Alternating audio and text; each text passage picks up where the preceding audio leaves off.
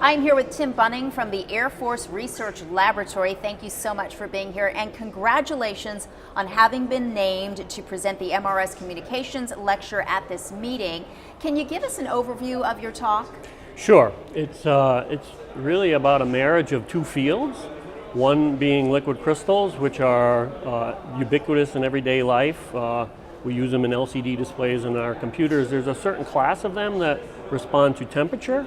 And so we've taken that class of materials and married it up with plasmonic nanoparticles. So these are small particles of a metal that will respond to light by heating. And so when you put the nanoparticle into the liquid crystal and you shine light on it, you get local heating.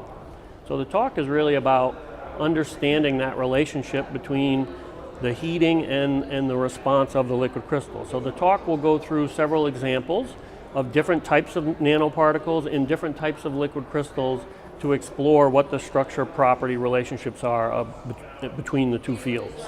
The plasmonic nanoparticles, they're already in use in medical applications. Tell us how they're being used and how does your work expand on those applications? Yeah, so this is a collaborative work, and the group that I work with in Europe, they've been exploring the use of nanoparticles in medicine for a number of years.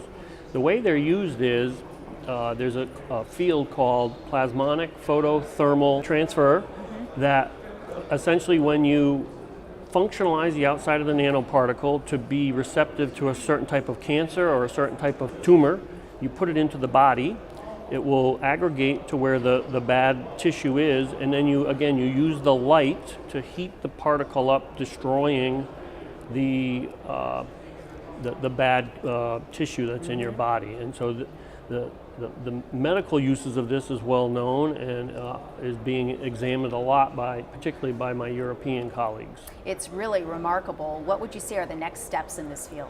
Yeah, I would say on the medical side, it's really about enabling deeper penetration, and so changing the type of nanoparticle is really, really key. So going from things that are spherical to elongated, which will allows you to interrogate the nanoparticle with a longer wavelength light, which allows you to go deeper into the body. On the liquid crystal side, which is more of my area, really the interest is in applying again to a nanorod-like structure using polarized light to invoke a variety of different performances that you won't get when you just deal with spherical nanoparticles, which is what will be presented today. You're clearly very passionate about what you do. So what was it in particular that made you go into this field of study? Yeah, so in my organization, we have a whole range of materials work on a variety of optical applications, windows, sensors, novel plasmonic geometries to allow you to do different things, laser sources. And one area that we've had a long-standing study on is on liquid crystals themselves, but instead of using an electric field, which is the dominant means of controlling their optical properties, we've had a long-standing study in using alternative stimuli, using light, using heat, using a magnetic field, to generate a response in the material that then allows you to utilize it in an optical application. I was talking about your passion, and we should also mention your involvement with MRS. It's been significant. You've been a symposium organizer, a meeting chair, you've been a member of a number of different committees, and you're an MRS fellow. You've done a lot.